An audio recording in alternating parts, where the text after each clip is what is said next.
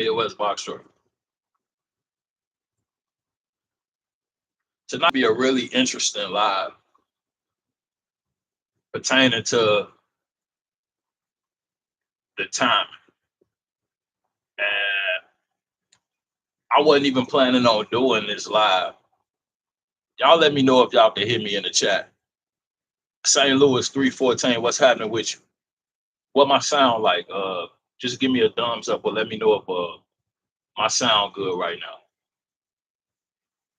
But yeah, I ain't gonna hold y'all up on for sure, for sure. Yeah, I ain't gonna hold y'all up. I don't plan on being in here too long tonight. But yeah, not even 12 hours ago exactly, um, I was inspected by the Department of Transportation. And like I said, I didn't even plan on speaking on this tonight, but after the day's course of events, I figured, it may be a good thing. And first and foremost, I'm gonna say, because I know a lot of you guys operate overnight, it's some type of sweep going on right now. And they are targeting box trucks. I know it wasn't announced, but it's definitely some type of sweep going on right now. And yeah, earlier today, like I said, I ain't gonna hold y'all up. I was running my dedicated route, and I had a stop that was lead me into Bloomington, Illinois. So right when I'm coming in the area, I'm knowing something fishy because I'm noticing just an influx of like DOT officers, and I could tell the difference between the Illinois State Troopers and DOT. So, like I said, I'm seeing a bunch of different DOT officers as I'm approaching Bloomington, Illinois. So, as I'm coming up on a weigh scale, right before the scale, it's a DOT officer sitting in the middle of the road. So I pass him. Of course, I then enter the scale, and I enter. I weigh in. I don't got much on the back of the truck at all. I probably wasn't even weighing in at 1,000 pounds, way less than that. So I sit on the scale for maybe a minute or so, and then they tell me to pull around back. So they pull me around back. They already looked at the truck when they got cameras everywhere. So, they check me out on the scale, pull me around back, tell me to come in.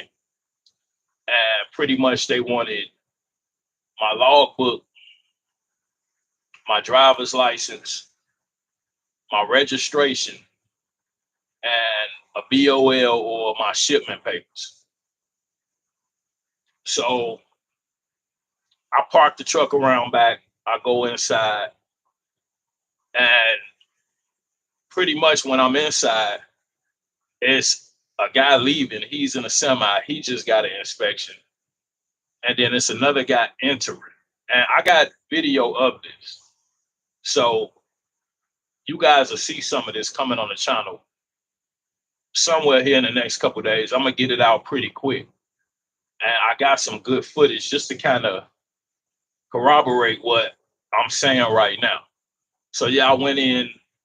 It's another guy inside with me. And he kind of standing next to me. We both at the desk. And I give them all of my credentials. And they're looking at everything. And I hear them talking to the other guy. And yeah, that conversation wasn't going too well. You'll see it in the video. Like I said, I'm gonna put it out within 48 hours. I'm gonna have that content out because it's something that everybody needs to see. And that's why I wanted to do this live, sooner than later. Because like I said, just be careful out here because there's something going on and it wasn't announced, but they were pulling every box truck that came through there in. Not only did I get pulled in, but as I left and I pulled away, another box, and you'll see in the video, but it's another box truck coming up behind me. And I got him in my rearview mirror in the camera, and I'm saying in the video, they about to tell him to go around back. He don't even know it. And as I'm saying this, you see the truck spinning around, going around back. So they pulled him in too. And so, yeah, like I said, they were pretty much pulling in all of the box trucks that were coming through the area. And just in different areas that I was in, I just saw a bunch of different DOT officers out and about. So, like I said, I'm inside and they asked me for everything, went over my paperwork and what the officer did recommend. And this is something that I'll put out there just as information to you guys for my dedicated route, because normally I run Amazon. And from what they were telling me, I guess that's not so much of an issue. But with me running locally, dedicated, and they was on the paperwork, they was looking at every address to make sure I wasn't leaving out of the state and so forth. I watched them go through every single address and verify, okay, this is pretty much local. He ain't going more than, 100, 150 miles round. So yeah, they went through everything, and he pretty much told me that he would advise that I got a ICC number just in case. And he said it wasn't an issue at that current time. And I explained to him, yeah, for the longest, I just ran Amazon. And now, I've started to run this dedicated route, which is more local. So locally, if you're running freight within whatever state you live in, you more than likely, especially in Illinois, want to get an ICC number. So I'm going to look into that because I've just never had a ICC number. I see them on some trucks. I think most people don't have one. The minimum requirements is the MC and the DOT if you're running across state lines. But what they're saying, if you're running locally, then you need that ICC number as well. So he advised I get that, but my inspection, I know everybody wondering, it went clean.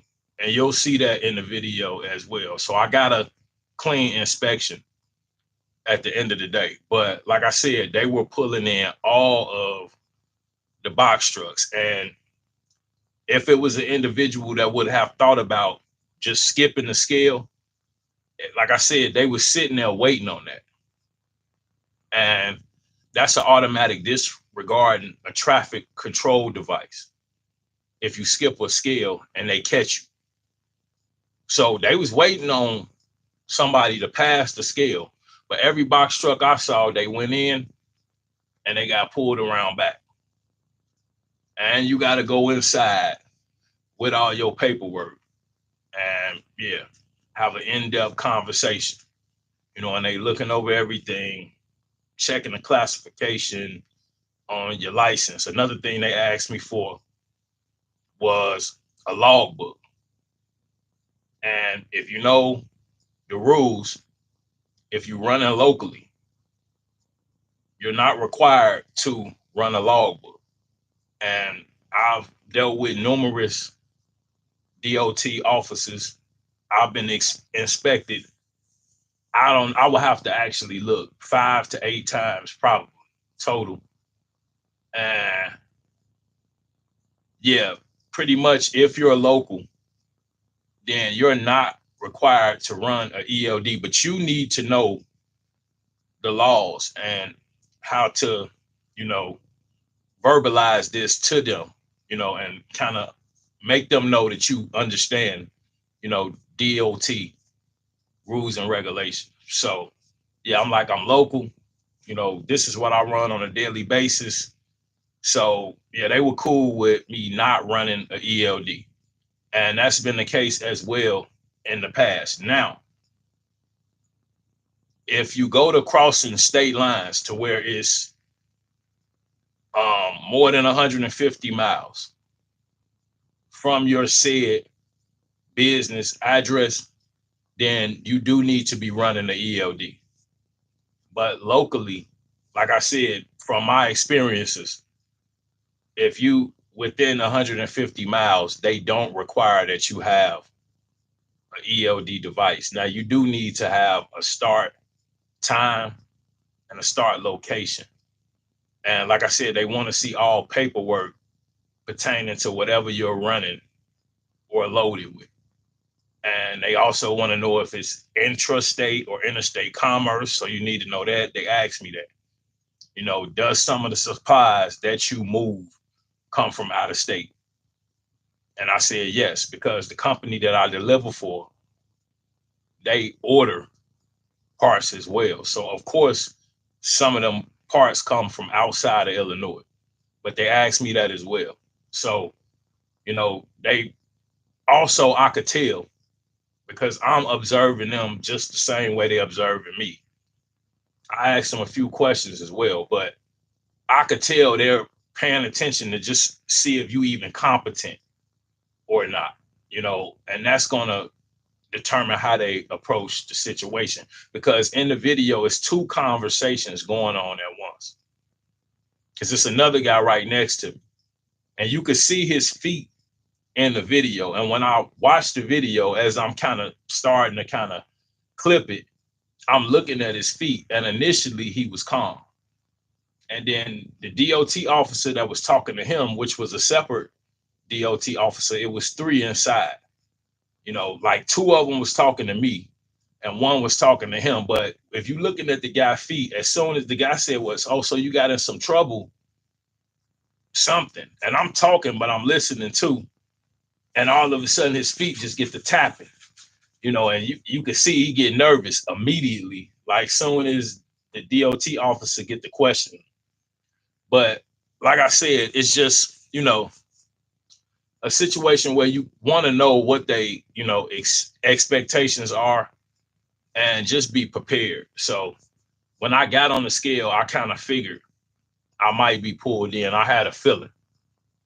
And yeah, I was 100% right. So yeah, they pulled me in and they went through everything, recommended the ICC, and was like, yeah, now you have a clean inspection. So something that I asked them while I was inside, because I hear this a lot in the space, and I know a lot of you guys wonder about this. So something that I asked them was, hey, are individuals, new individuals, because a lot of people need an inspection, a clean inspection in order to run for certain brokers. So are new owner operators able to drive in and get an inspection? And he said, yeah, that just happened 2 weeks ago. And from what he was saying to me is no, that's not allowed. And he said a DOT inspection is supposed to be random.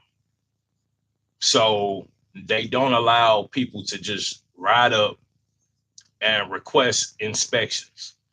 And like I said, he said he had a situation similar to that, where somebody came in and they were requesting an inspection and they denied it. He also said that different officers have different qualifications.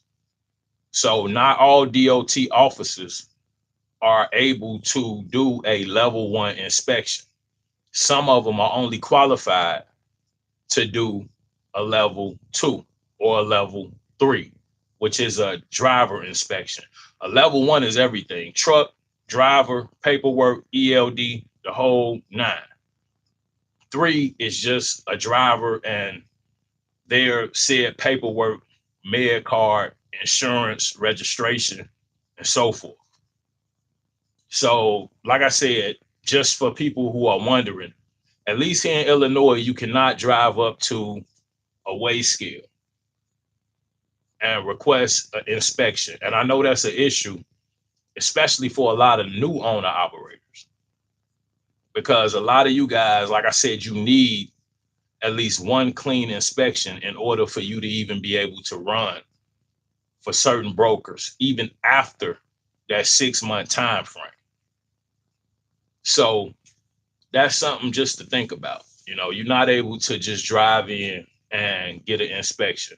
But yeah, everything went clean. And like I said, they were just pretty much pulling in all of the box trucks. They had some semis that they pulled in as well, but they were letting a lot of them go. And some of them were even passing the scale, which, you know, a lot of semis, at least they have the pre-pass. So they can legally skip the scale. But yeah, they were waiting for trucks to skip that scale and pulling in whoever went in. But yeah, it went well. I was happy about it. And now I have a clean inspection to add. And I haven't had an inspection in like over a year.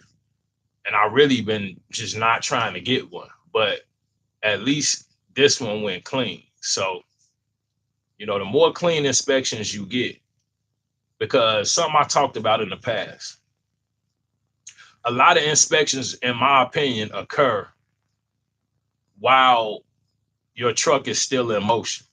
Oftentimes, DOT will pull up, you know, close to the rear of your bumper and kind of just observe, you know, the stance of your truck, whether it's leaning or not, look at tires and different things. They're trained to survey and inspect the truck, you know, pretty much from their squad car.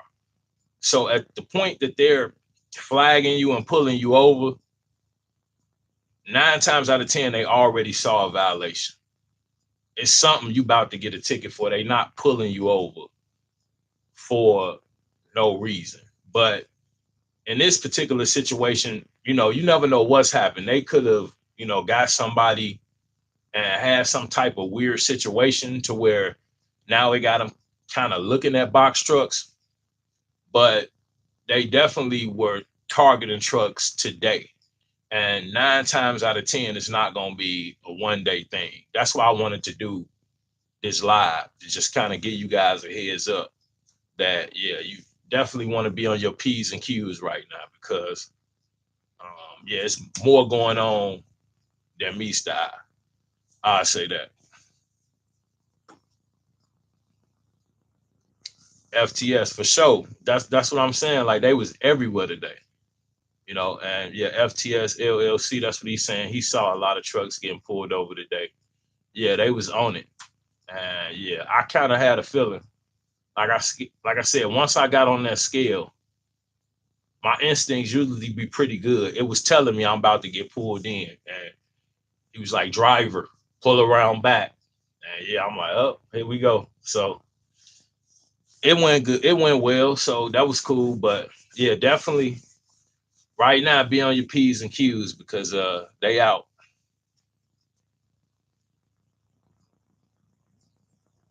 Can I pay somebody to fix my grade on Amazon? Yeah, that's like a thing of the past right now. Ain't too much fixing your grade with Amazon. And yet I went in Amazon, like I got a little cheap load the other night. I just try to run one a week at least. And now I'm trying to start to like run them earlier in the week. But yeah, I ran some a few days ago. And yeah, when I went in there, it was like I said, and I've said this before, but it was like half and half. It was like half DSP, half independent contractors. That's what I saw. And what I've been seeing the last couple times that I went into, you know, Amazon. And freight, in my opinion, right now, it looks kind of moderate. I have noticed that rates seem like they've increased somewhat. Not a whole lot, but I'm seeing a lot more in the $2 to $2.50 per mile range when I'm looking at the board. And it may be some lows even paying a little more than that. This is just what I'm seeing on a day to day. And I'm not on the load board a whole lot. I'm gonna be honest with you. I'm probably on there like twice a day. And my goal is just to make sure I'm at least running one load a week so I can maintain my score. I was late for one load on one leg, and yeah, it chopped me down so much. It was kind of like crazy. But yeah, so I'm running one load a week. And you know, you got to do it successfully for 6 weeks in order to reset to 100%. And I'm just trying to do that before the start of what we call peak season. So that's kind of, my goal with, Amazon. And if I could get some more odds and ends here and there, then that's what I do. But for me, yeah, it's just, you know, stay and study with them, because it seems like if you don't run a whole lot of lows with Amazon, they start to kind of decrease what they show you. And the way that app set up, I don't put nothing past nothing. Who knows what they do or don't do? Like I said, I just went through a situation a couple weeks ago where it was a load that kept coming up, kept coming up, kept coming up, like it was being booked.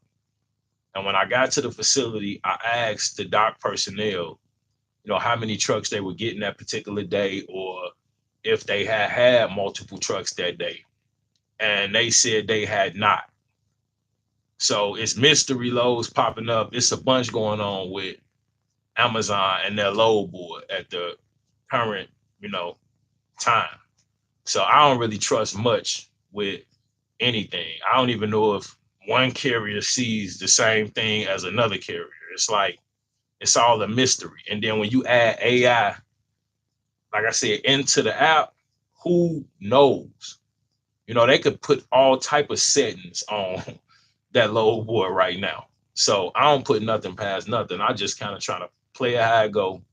And if I see something that's profitable and is worth my while, then I run it. But I don't, do too much, digging on that load board, because that becomes like a second job. Stalking that load board becomes time consuming. And we all know the best loads are gonna come up between, I don't know, 1 and 5 a.m. And if you're not out there and ready to go within 15 minutes of whatever said facility, then you ain't gonna have a whole lot of luck in the middle of the night. I'm gonna just be 100% honest with you. You gotta be, locked and loaded, ready to go. Like I said, within 15 minutes to really be profitable, or willing to run during the day on like Friday, Saturday, sometimes Sunday. Because Sunday be hit and miss during the day. Usually Sunday night be decent. But during the day, from what I've experienced, Sunday with Amazon is like hit or miss. It be some good Sundays, and then some of them be funky. So that's just what I've experienced. But Friday and Saturday during the day, like I said, a lot of people not in the truck. So you could, find some odds and ends there. But back to the topic at hand, yeah. DOT, they up to something. Y'all protect yourselves, be careful, follow the rules, and yeah, just stay safe, because yes, it's something. It's something happening right now. An ICC number is for an individual that's running locally, intrastate.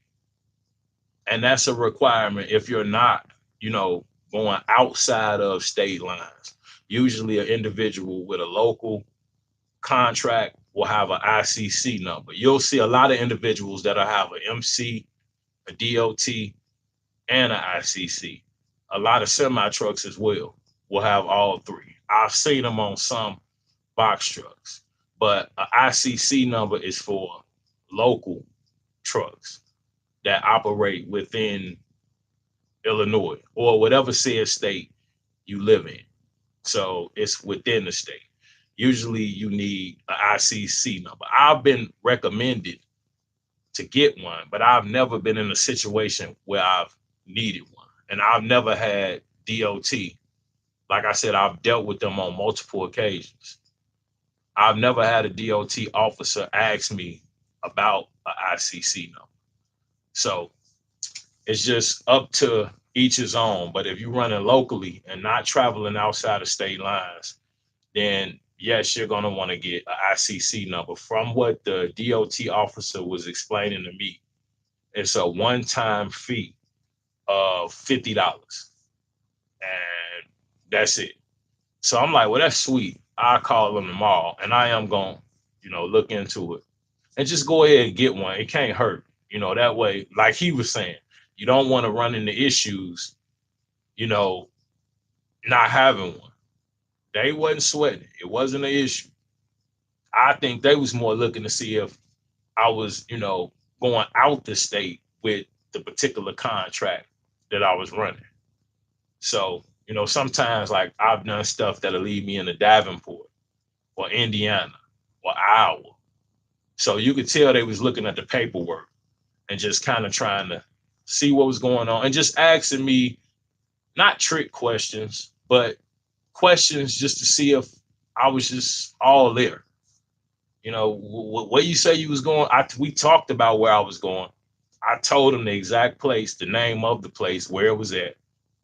And then he asked me again, and he was just kind of looking at me, just kind of, and I told him again. And then from there, it seemed like everything died down. But yeah, they observe you. When they pull you over on the side of the road, they like to, they're gonna open that passenger door. They go around to the passenger side. Only time they usually come to the driver's side is to look at that sticker inside the door jam.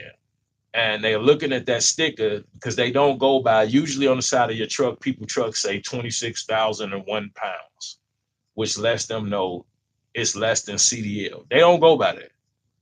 You can stick whatever you want on the side of that truck. They want to see the door jam from the manufacturer, which tells them the GVWR. And yeah, they've always opened my door, look at that, and they close it back. But they hang out on the passenger side.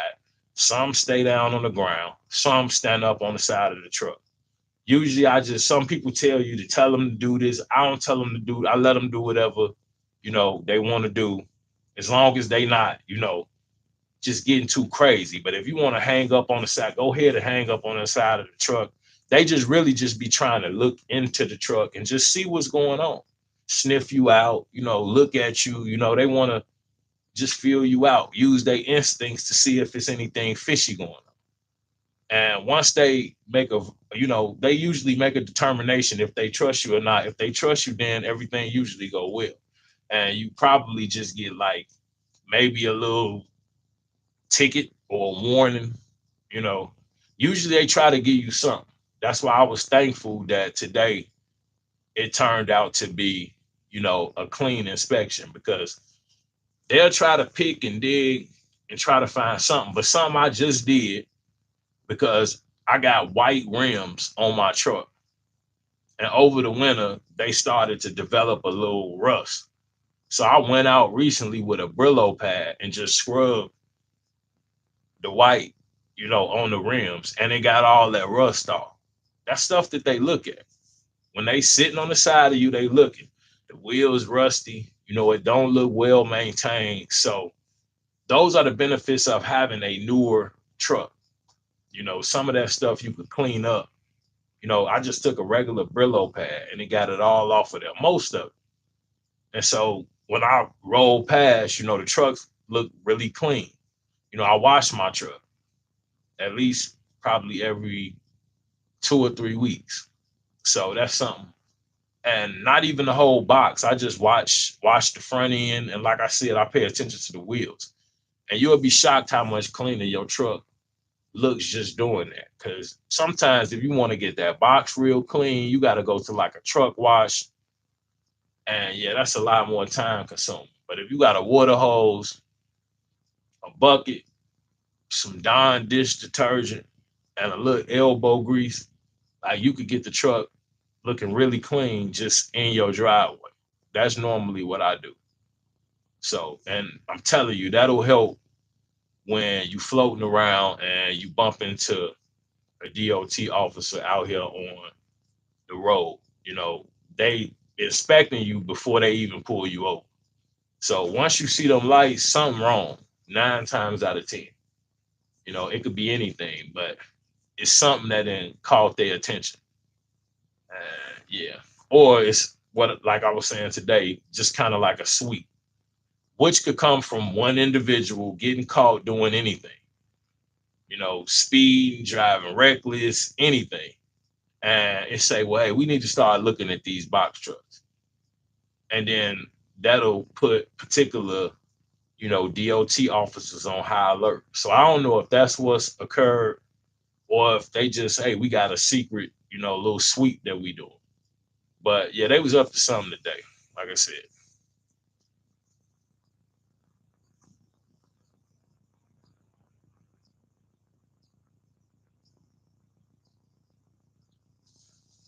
Grace Logistics, what's happening? He said, what scale was that? That was the Bloomington scale on that's 74 going towards Chicago. So yeah, that, and they were doing it at both. So I mean, the other side, and that's what the guy was explaining to me as well, that it's different qualifications with different DOT officers. And if you see the pickup trucks, normally those are going to perform the level one. So if you see DOT in a pickup truck, those are the level one guys. Because that's what I was telling them as well. A lot of people, they looking for level ones. And so he was like, that's when he was like, well, a lot of us not even qualified to do a level one. So pretty much it just depends on the officer that pulls you over. Another thing, because I got a DOT guy that I have his number, and anytime I have an issue, a question, anything I need to inquire about, I call him. And he a really good guy. He always upfront and very informational. And he's a DOT officer. But yeah, pretty much I talked to him, and what he explained to me is an actual DOT officer does not write, well, they write tickets, but they don't give fines. Okay. A DOT officer that's not a state trooper cannot give you a fine. They give you a ticket, which increases your CSA score and can affect your company or your personal driver's license, the operator's driver's license. A state trooper has the ability to write a fine. He can give you citations. He could affect that CSA, but his citations will also come with a fine. And the DOT officer was explaining this to me because he was telling me about a guy. I'll tell that story. He said he pulled a guy into a scale, and the guy knew the law. He knew what I just said. State troopers can give fines, DOT gives tickets, and their tickets just affect your CSA. It doesn't come with a monetarily fine. So what he was saying, he pulled a guy over at the scale. He said he was talking to the guy, and the guy told him, hey, wait, wait, wait. So are you DOT or is you a state trooper? He said, no, sir, I'm DOT. He said, oh, yeah, F you, you ain't nobody. This, and the guy was like, whoa, the DOT officers, this is what he told me. He's like, whoa. He like, yeah, I don't care about them tickets. He said, pretty much, I just be worried about the fine. So you ain't shit. This is what the guy told the DOT officer. He was like, well, first off, you right. I cannot give you a fine because I'm not a state trooper.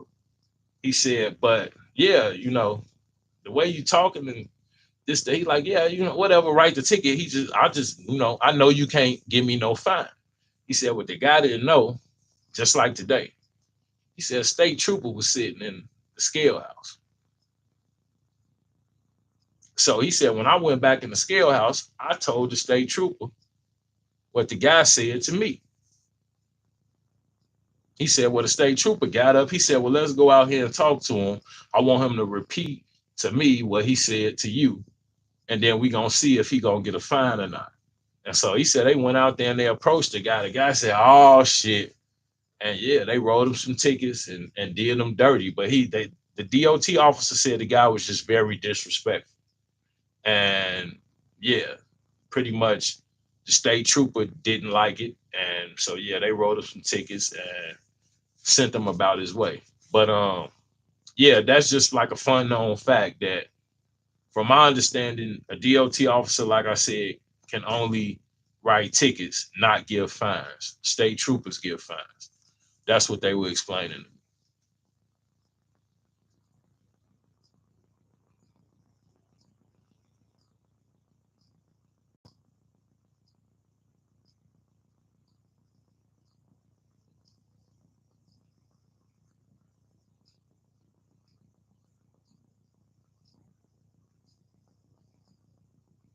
It's me in Michigan. You are supposed to have a CVED number. Yeah, it's a different terminology in each state. Here's an ICC number.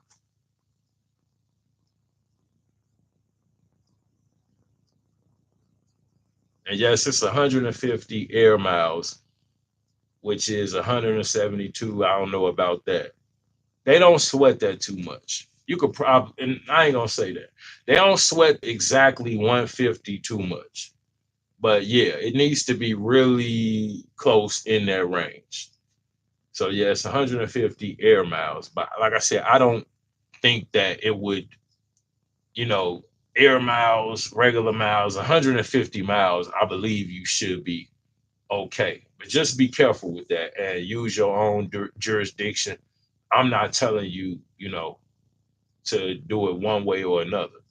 Pretty much everybody got to kind of, do what's best for them. I'm just giving you the information on what I was told, and you guys can kind of, follow it how you want.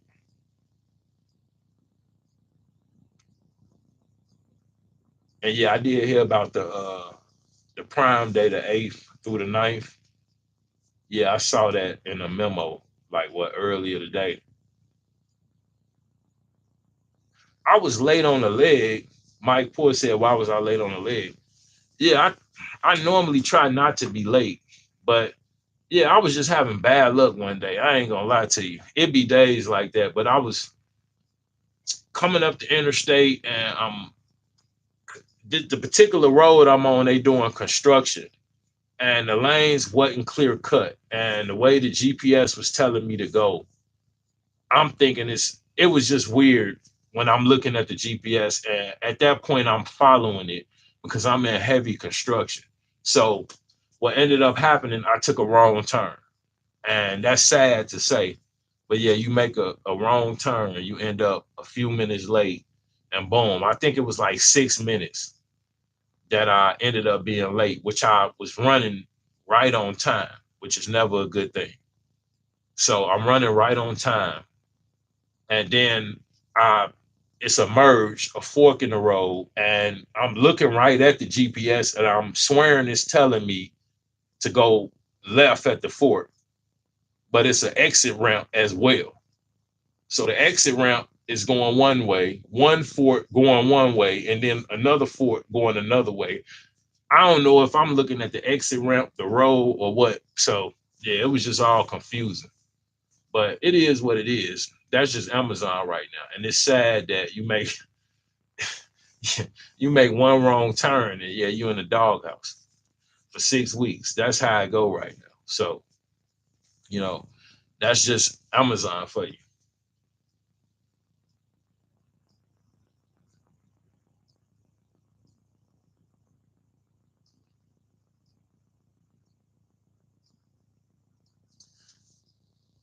AJ335 said they updated their requirements from 3 to 10 loads minimum. Ran for the 6 active weeks. I saw something like that. I don't know. Yeah, I don't know exactly how that works because from my understanding, it was one load a week. But yeah, it's all getting, like I said, pretty confusing at this point. But yeah, it knocked me down. I think like 4 points total. And then each week, which my homeboy was going through this like a month ago. Each week without you running a bunch of lows, it just continuously keeps dropping lower and lower and lower. So you just constantly dealing with, you know, a score that's decreasing, and you're not doing anything to actually make it decrease. It's just going down. I guess they want you to be running a certain amount of lows in order for, you know, it to even count. So it's a lot of what you facing with Amazon. And like I said, it's about half and half anyway. And that's each time I go into the facility. Another thing that I'm noticing is it's not, a while ago you had the white Amazon logistics trucks. Now it seems like all of the trucks are blue. So it's Amazon trucks. It's not, they're branded wrap Amazon trucks. The blue prime, just that looks just like the semis. They're not doing a whole bunch of the, I guess, I don't know where they were getting the other trucks from and just sticking the DOT number and whatnot on the side, but that's changed. It's like they're moving over to like a more uniform. Their trucks have their branding on. So that's what I'm noticing as well. And that's why it's so distinctive. So when you pull in, it's 30 trucks and 16 of them are Amazons. That's what I saw like the other night. It seemed like, yeah, about 16 of them were Amazon branded trucks. If you're in here right now, please do me a favor, hit the like button for me one time. Somebody.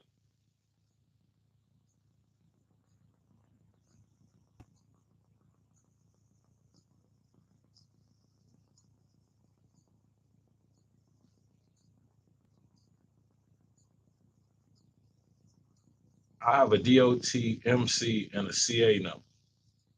In California, if you pick up and deliver in the state, you are required to have a CA number, regardless if you have an MC or not. And that differs from state to state. It does. And that's why I like, these live streams because, I find out stuff that I don't know.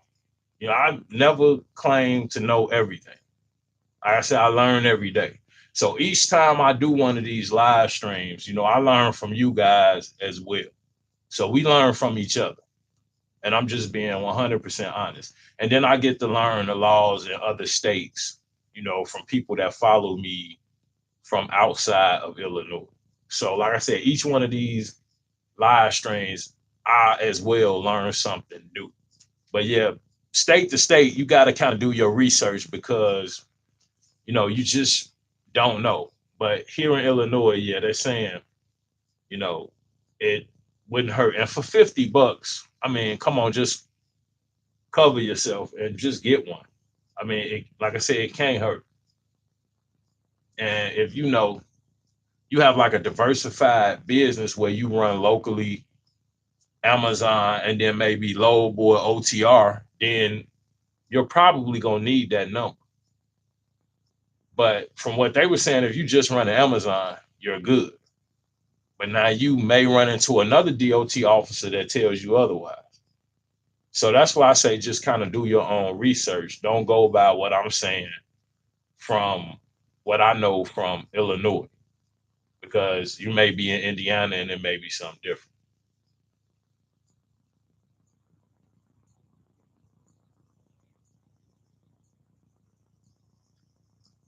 Mike Poor, you couldn't dispute that leg. I don't even try no more, man. Disputes is like, unless I'm really, really, they shut the interstate down here because the power lines was down. There was a bunch going on 55 a month or two ago. And it was a bunch of situations that I think Amazon should have excused that they didn't. So honestly, with me not running a whole bunch of Amazon right now, man, it don't even be worth the time. All they're gonna tell you is it was carrier control. Like that's like their favorite response to everything right now. So it just is what it is. Like I said, hopefully by the time November you know, 10th, 15th, when freight volume somewhat starts to pick up, then hopefully I'll be back to, where I need to be. But by then, it should be a lot more loads available to where, I could find something to run because, with Amazon right now, I don't have to harp on, you know, the rate per mile so much as I did in the past because, I could just kind of chain stuff together and make both, contracts or Amazon and my dedicated work, kind of work together. And it'll all average out in the end, as opposed to, when I was strictly running Amazon and then doing a little gig apps on the side. I paid a lot more attention to my rate per mile and what I chose to run for. So, running something dedicated does free me up to be able to run other Amazon because the load I just ran, I really didn't want to run it. It was 5 stops. I think it went maybe a little less than 150 miles, but it didn't even pay $400 to tell you the truth. I just did it because, and I was damn near late for that one. I was supposed to be there. I tried to pick a load in the middle of the night. I was supposed to be there at 2:50 a.m. I pulled up at 2:50 a.m. I mean, literally, yeah. So it worked out though. But yeah, it's just Amazon's so strict about their time. They want you there at the exact time they tell you to be there, and then now you got to wait at the guard shack behind 15 trucks for 15 minutes anyway. Then you get in the facility, and it's 15 minutes after the start time of your trip, so you leave out of there late, and it just throw all your preceding stops off.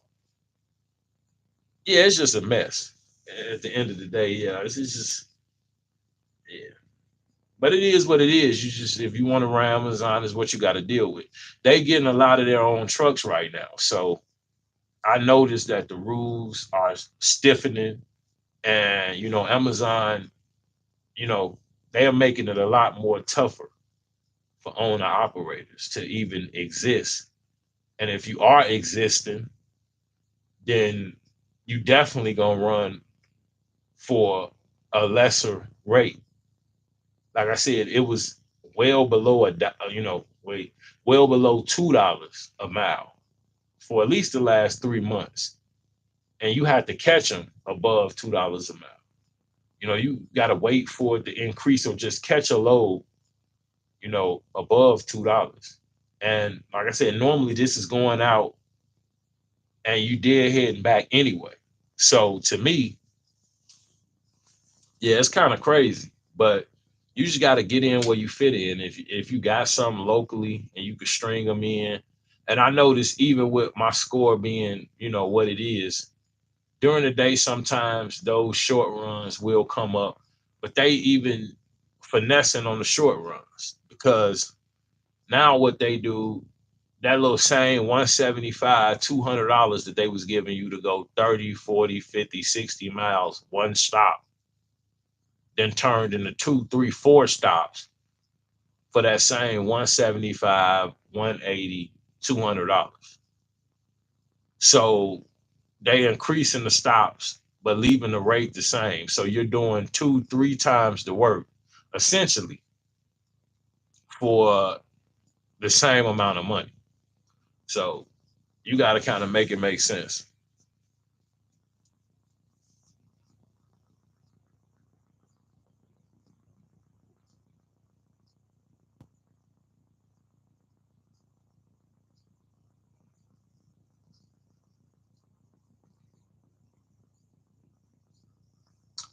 That sound about right. 5 Star Logistics said the threshold requirement to have a score is a minimum of 10 loads completed during the last 6 active weeks.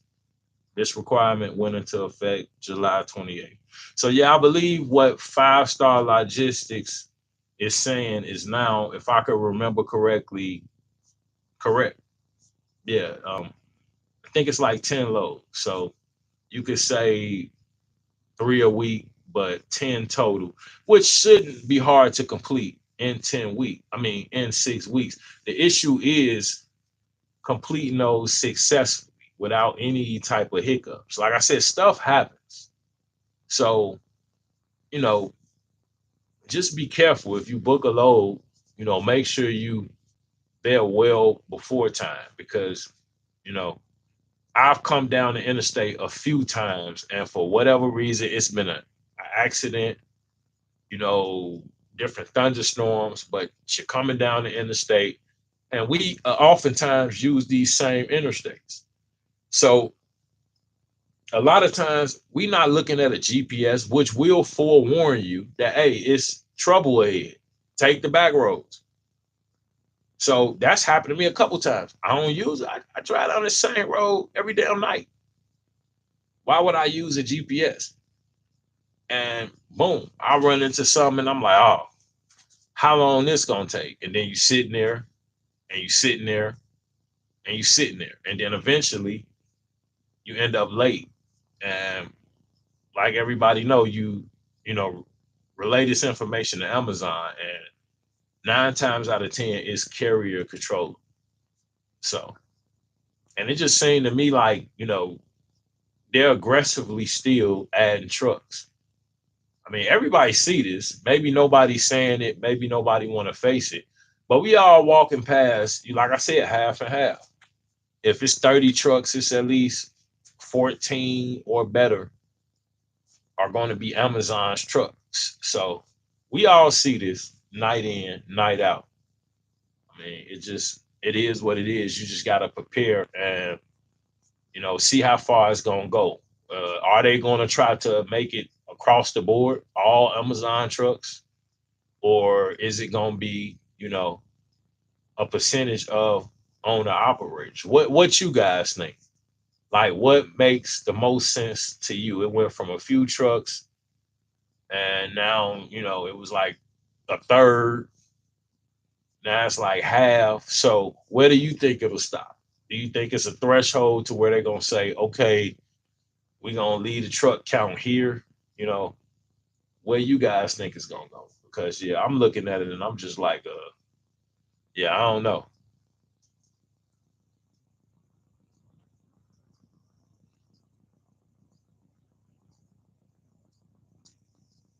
Trying to dispute legs when Amazon is like arguing with a brick wall. Recently ran into this running a third party pickup to Amazon run. Yep, those third parties be tricky. Sometimes you get over there, the damn GPS don't work. You know, that's why I say just be early. I've ran into situations where, it's 3 or 4 3PLs in one big warehouse with a bunch of different doctors. So you pull in here and each, door got a number, but the lettering is small or there is no letter, which specifies which door you need to go in.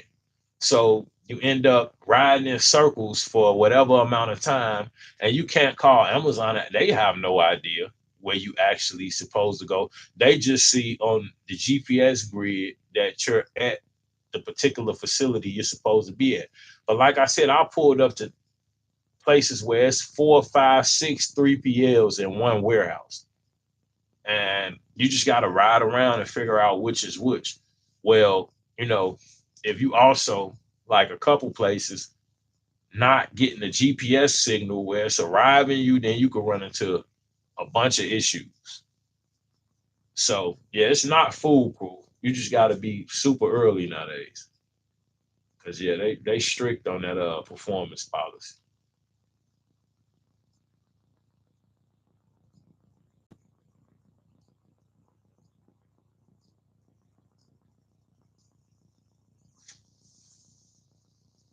He said took screenshots of the accidents on GPS.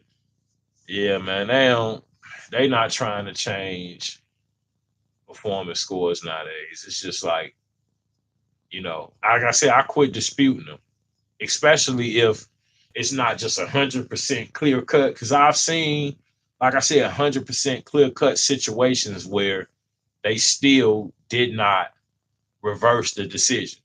they still said carrier controller. So yeah, unless you got some really, really crazy, like if you get a DOT inspection and you can show proof, I believe they'll reverse, a time infraction for that. But it just depends, you know. And I see the ads are kicking certain people out and they having to come back in.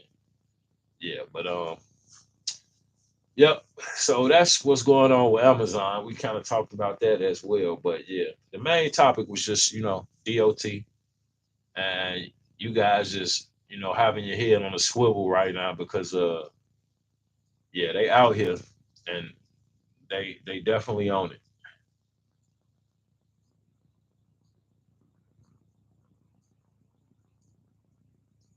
So they ruthless out in South Carolina.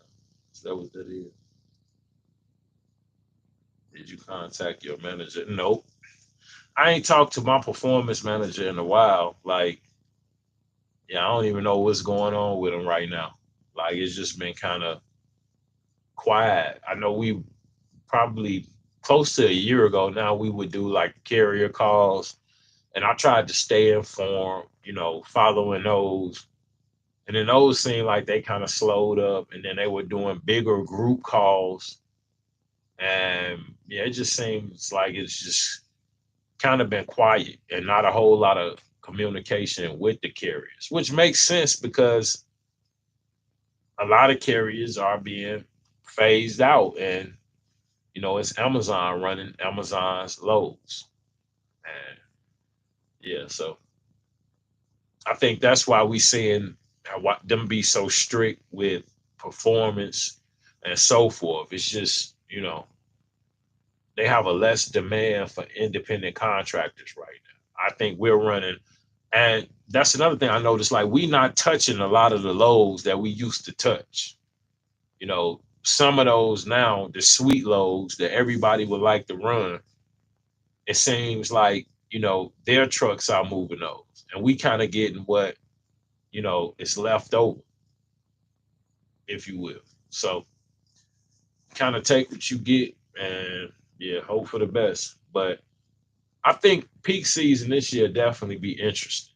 It'll, it'll be interesting to see what occurs this year. Cause I've been saying that I think it's gonna be similar to last year. But I could be wrong. It could be something totally different. So we don't know until we actually cross that bridge. But we not far away. Like FTS was saying, we got a Prime Week coming. What I believe, the 9th and the 10th. So yeah, that'll be interesting. And it seemed like last Prime Week was pretty good. A lot of people, reported pretty good earnings, for that period from what I saw. So, hopefully this Prime Week will be some of the same. And then we all know that we're supposed to be getting like these rate cuts, and hopefully that kind of triggers, some type of improvement. I don't know how fast that's going to happen, if it's going to happen in time for, the holidays, which is what everybody hoping for, to see some type of increase on spending to in return see an increase on freight value. That's what everybody hoping for. But even then, you gotta it's just a trick card because what about DSP? You gotta account for them as well. So, like I said, it's gonna be interesting to see. But we know we're gonna be competing with them, on some scale for loads. That's for sure. It's just to what capacity. That's the real question. But DSP is going to be a factor this year, peak season. Last year they was somewhat of a factor, but it was like they were kind of still just rolling, everything out. Now them guys kind of got a hang of what they doing. So they're probably gonna put a little more, you know, a little higher expectations on those guys this year. So I could see them, moving a lot more freight than they did in the past. Definitely.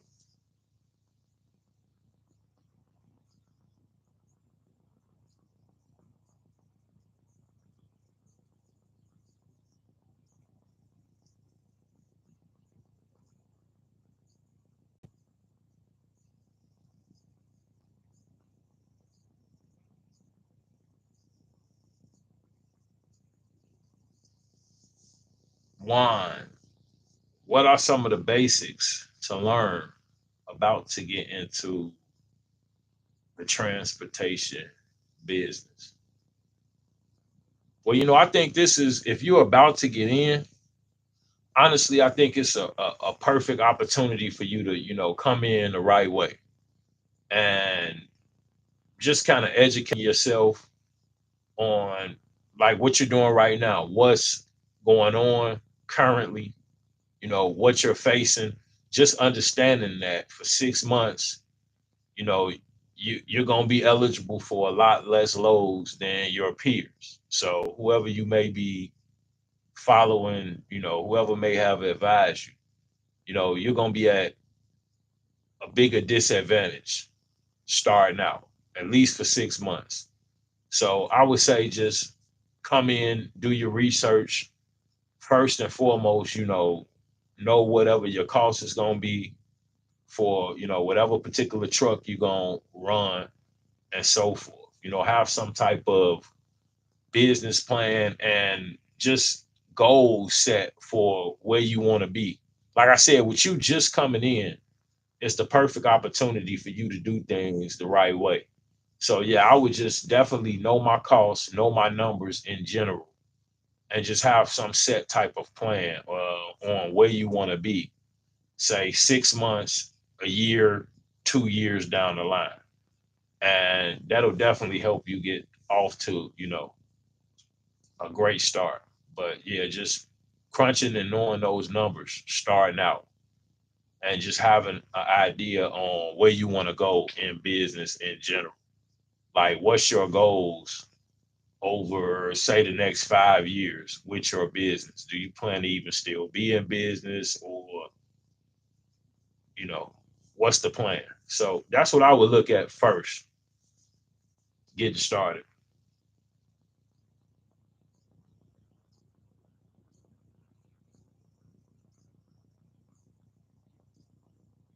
FTS said, I don't think they'll ever get rid of owner ops for good because they need us for last minute loads, drop loads, increase in value, etc. And yeah, I kind of have always kind of had that same mindset, but I also now just kind of thinking the pretense of you just never really know. But I get where you're coming from, and yeah, I kind of think like that as well. But just here lately, just seeing how many trucks they keep adding, what you're saying probably is true. But then I wonder, and what do you think, to what capacity? Is it going to be like a 70-30 type deal? Like, what's going to be the split between their trucks and, the owner operator? Because I know on like the cargo van side, across the board, it's Amazon. Now will they ever be able to duplicate that on the box truck side? I don't know. But I mean, they do get by on, with all of the cargo vans with, their own equipment. But I mean, to me, if you look at a lot of their cargo vans, most of them got damage. And I noticed that most of, the Amazon vans have some type of damage one way or another. So in the end, I don't know how much more profitable it is to run their own trucks as opposed to the independent contractors. It just kind of depends on, what they think pertaining to their costs and so forth. They know what's best for their business. So they're going to do what they see fit at the end of the day. So if it's keeping, owner operators on board, then that's what it will be. But I do wonder, even in that scenario, to what capacity are they gonna keep owner operators? Because right now they got a lot of owner operators, and they are filtering a lot of people out, with the disciplinary process or the performance score. And what we're talking about, the topic at hand as well, DOT. When your score drops, I believe it's below 60, and don't quote me on that, but I think it's below 60 on any of, the DOT metrics. I believe Amazon kicks you out until your score goes back above 60 in whatever said category that you lacking in. So I don't know how that works, but yeah, your DOT score pertains to Amazon as well, because eventually if it, you know, gets to a point where it's an issue, they kick you out. And I've heard of people being able to get back in, but then that's a whole other process. And then by then, who knows what's gonna be going on. So yeah, it's just a lot of things to me kind of up in the air.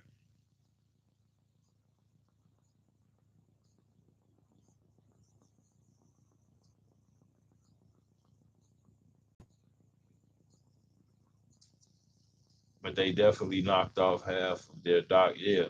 Yeah. You see a lot of, I mean, you can't help but notice it. Yeah. It's like half and half. Maybe that's, hopefully they keep it that way, you know. And I mean, with it being half and half, it still seems like, the lows are a lot more scarce, and they able to now put them out even on a spot load board at a lower rate. So, I mean, yeah, you just gotta kind of get in where you fit in. That's what I keep saying, but that's how I look at Amazon right now. You gotta kind of figure out what works for you, whatever strategy, and then just follow that for the time being. And then I think that's why I'm anxious to kind of see, because I feel like peak will be very telling, because we know right after peak we're gonna go into the slow season. And I think what we see during peak season will determine a lot of what's gonna happen once things pick back up in, say, April, May, and June of 2025. Because we all know the first quarter of the year super slow. So, that's like vacation time for real. So yeah, we just gotta kind of see what happened with Pete and then kind of go from there, in my opinion.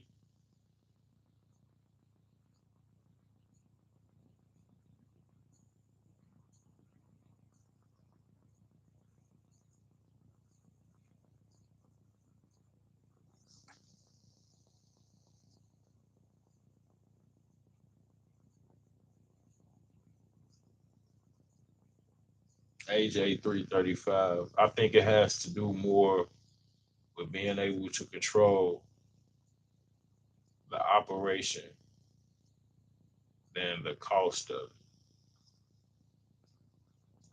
I mean, that could be the case. And like I said, it does seem like that's what they're trying to move towards, a more uniform operation. Like I said, branded trucks, drivers in uniform, and they not harping on it so much. But when I was just in there, I got a prompt to take a photo. So we know that's happening a whole lot. So yeah, it's just cause and effect. That's what I see. Things have occurred. The same thing with DOT. Things have occurred that cause the rules to stiffen or tighten. And it just comes with, the territory. Things are gonna always change. There are gonna always be individuals that, do certain things to make stuff harder for everybody else in the situation. So, I mean, that's just life in general. You just got to deal with it. But it definitely is, every time I turn around some type of new something Amazon is rolling out. Like you see some new notification at least once every other week or two.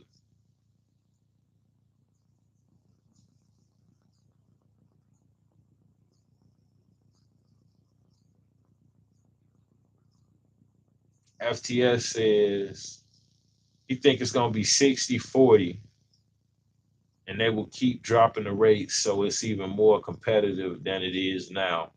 Eventually the ones that can't stay afloat will fall off and it'll even out a little better. Yeah, because with the performance score metrics, they're getting a lot of people out of the way because kind of what'll happen is once they get your score to a certain point where you don't see any lows, then it's kind of like Amazon is essentially off the table and you have to look for other resources because they got a certain amount of loads they want you to run in order to increase, your score back up to 100%, which is where you're going to see the best lows. And even those go in the blink of an eye. I had 100% for a long time. Those lows go quick. So it's just more of a situation of, yeah, the fastest fingers, even once you get to that 100%. But without 100%, after I would say a 98, and even then you missing a nice amount. But after a 98%, you kind of out of the loop and just taking whatever somebody else don't book. You hoping that the first tier owner operators don't book, the 100% people don't book something and then it slips down the pipeline because that's usually how it works most of the time. Like I said, during the day, you could catch Amazon loads, you know, going 30, 40, 50 miles. But now oftentimes it's more than one or two stops. It's more than a pick and a drop. Now it's pretty much, three, four stops for that same amount of money, which don't make a whole lot of sense to me. Some people, they don't mind stopping, making extra stops, but to me, you're still burning more fuel, you're still using more energy and putting in more effort to make those extra stops. So the rate should definitely go up. And that's something else I look at too, because I noticed this with my dedicated route. Now I talk about that a little bit. Everybody kind of put it like, don't, worry about, or, I guess run for the least amount possible that you can run for.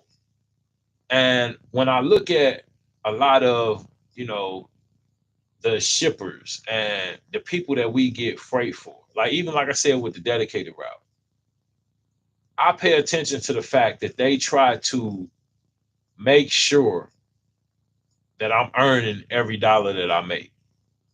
And I see this.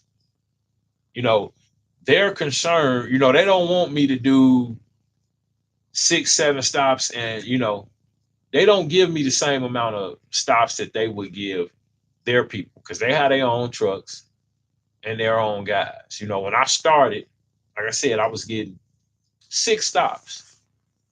Now, because they factored in how fast I move, how efficient I am, they usually 7 to 9 stop.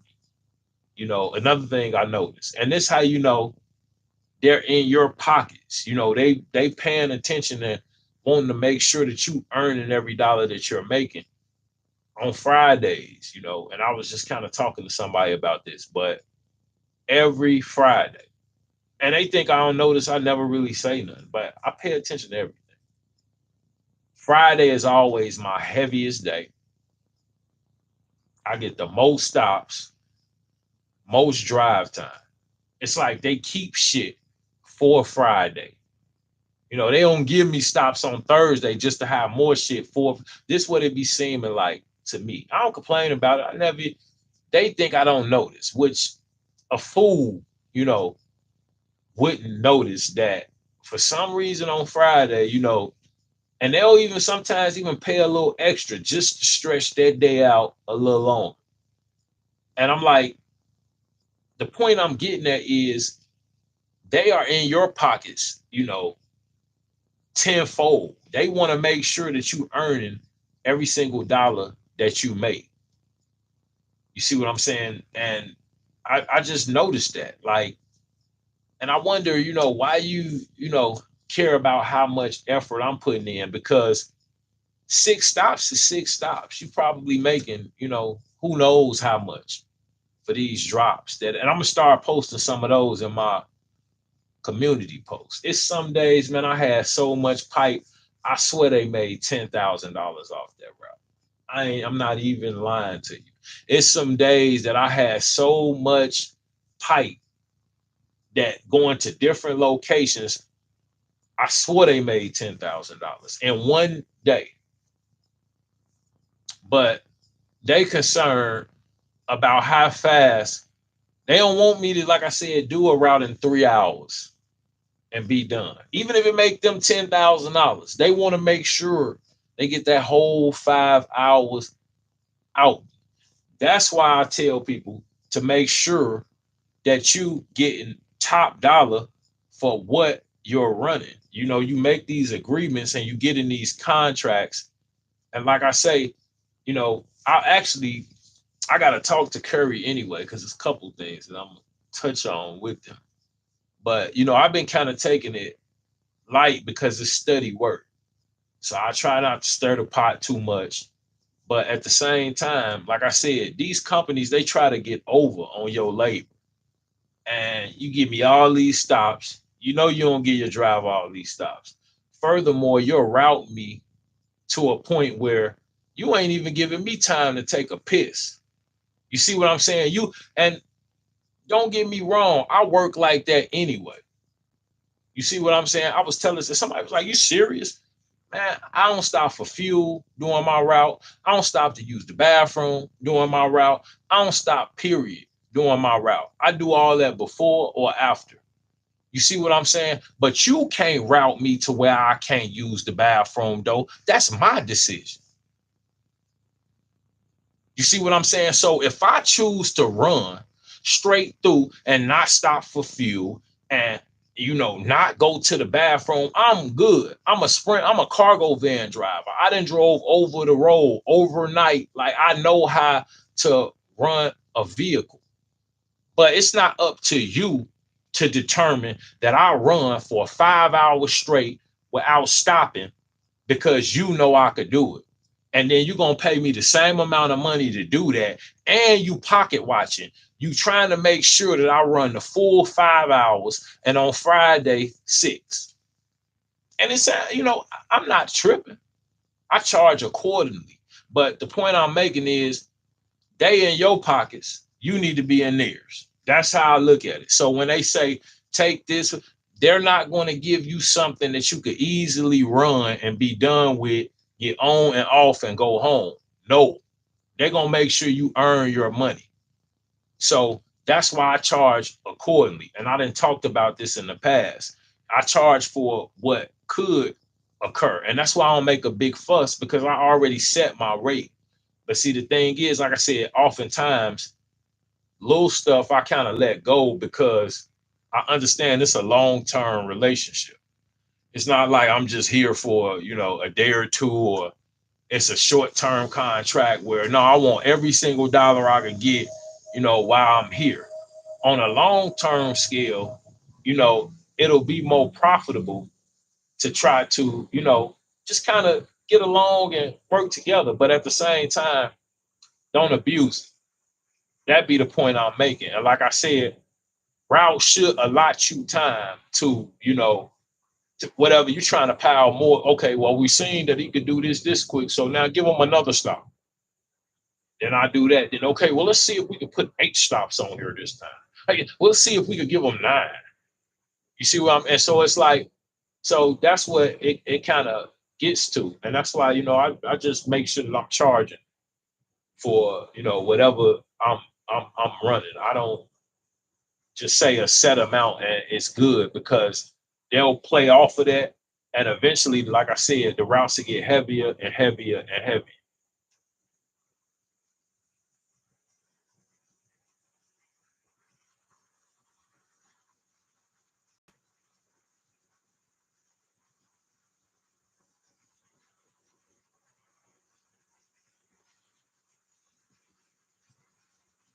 Okay, AJ335 saying, I guess from 2023 to 2024, I guess he got kicked out of Amazon for hours of service violation. So yeah, Amazon will definitely, yeah, get you out of there. But from what I've heard in the past, people have been able to get back in. Now, some people I've also heard have just struggled to get in at all once they're out. But that's completely up to Amazon. So yeah, it's just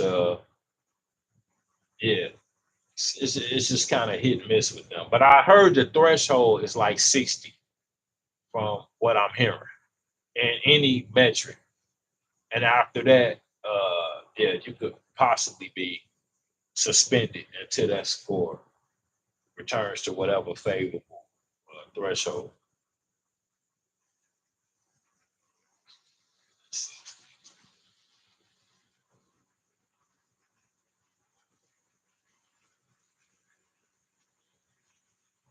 So you ran 50 loads over the last 6 weeks and almost 7 out of 10. Yeah, I like I said, I ran one in the last week, and yeah, I got a photo verification on that as well. So I don't know if they still struggle. I mean, they can't be because they checking so hard.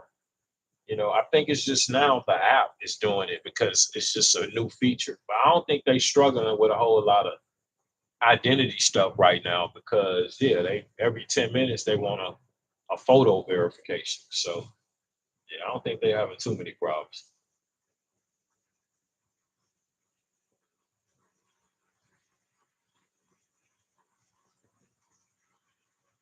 Yeah, but yeah, I'm gonna be definitely on, high alert and just kind of trying to see how it's looking as far as the Department of Transportation, because that's kind of the topic. And it's cool to we can talk about whatever, in these Q&As. I just like to have a topic and some type of, valuable information to provide. And yeah, just like I said, as a heads up, everybody just be on your toes out here. Definitely. And yeah, it's probably like a little surprise sweep. I'll be shocked uh that they notify us most of the time when they have an inspection, you know, anyway, like an inspection week, because normally it just run everybody in the house. So it makes sense that certain times they gonna do like a surprise sweep. That kind of, you know, it makes sense. It definitely makes sense.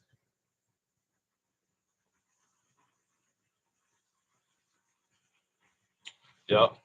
So yeah, that's pretty much most of what I wanted to touch on. What you guys got for me? Anything else y'all want to touch on before we get out of here? I'll be here a little bit longer, not a whole lot longer, but I got a few minutes to kind of take any questions, anything y'all want to talk about before I end this live stream. Like I said, if you in here, you ain't hit the like button, please do so. If you catch the replay as well, hit the like button. It's not so much for me. That pushes the string. So other individuals that may need this information is able to get to it. Also, as well, like with a lot of these live streams, I'm gonna just be 100% honest with you. Like I push myself to do it. I'm gonna say that. You know, just watching kind of how I push myself to do these. Because I want to, like I said, bring value and information to the space. But I always say as well, determining on how often I do these goes strictly by engagement. So when I see that it's high engagement and individuals interact in these streams, then that pushes me to do more. I got a bunch of hot topics that I'm going to definitely be touching on here in the next couple weeks. Some really, really good, engaging topics But like I said, when you guys come in, because I realize that a lot of people come in, they get value from the streams. And I've done it as well. I'm gonna just be honest. I was just watching some, and I was like, you know what? I watch this guy, and a lot of times I will forget to hit the like button. People genuinely, honestly will forget. You watch it, and half of the time you never see the whole stream, and then you out before you boom. So that's why I always try to remind people to say, hey, it may just be a situation where people don't even realize that they don't, but it pushes the stream, like I said, to other individuals. And I feel like this is, need to know information. But it was definitely an experience. So like I said, I'm gonna put it in an upcoming video. That way you guys could see firsthand what occurred and just know I'm sure everybody trusts, the information that I bring. But I like to put the receipts out there as well. And I also been telling myself I feel like it's a shortage on, good like long form box truck content, not the live streams. But I realize and I get feedback that a lot of people find value just in watching the day to day, which I feel like I'm really good at making those videos. But just with it being the summertime, me being super busy, also just adjusting to a different sleeping schedule, the dedicated route and so forth, I've been kind of lacking on, my long form, you know, pre-recorded videos. And I was just telling myself, hey, I gotta step my game up, because I feel like a lot of that is lacking in the space right now. I've been doing these live streams, but I also gotta get back to the basics on what I built the channel on and what I know that I'm really, really good at. Like I feel like I'm good at these live streams too. They cool, and the more I do, the higher they go. I think my biggest one was like maybe 700 views. But that's a feat if you are a content creator. These, it's hard to get YouTube. They kind of got to get a feel for you and know what to expect in order for them to start really pushing. I feel like YouTube knows me for, like I said, long form pre-recorded videos. And they'll push those. Like my last one is at like 5K. They don't really push my live streams as much. And that's why I try to push the engagement. That way this information gets out as well. Because like I said, it's not helping me. I'm not making no whole. If you like this, it's not. No, it pushes it to other individuals, and it will cause the live to be watched, by others. If it's less engagement, then it's less circulation. That's just kind of how it works. I know it's a little long-winded, but I try to explain certain things that way because I think certain times people will think, well, you make a explain, not making nothing off, you know, likes. It's just it helps others more than it helps me on any given day. But yeah, that's pretty much what I had. My experience, my DOT inspection. Like I said, a little over 12 hours ago. It went well.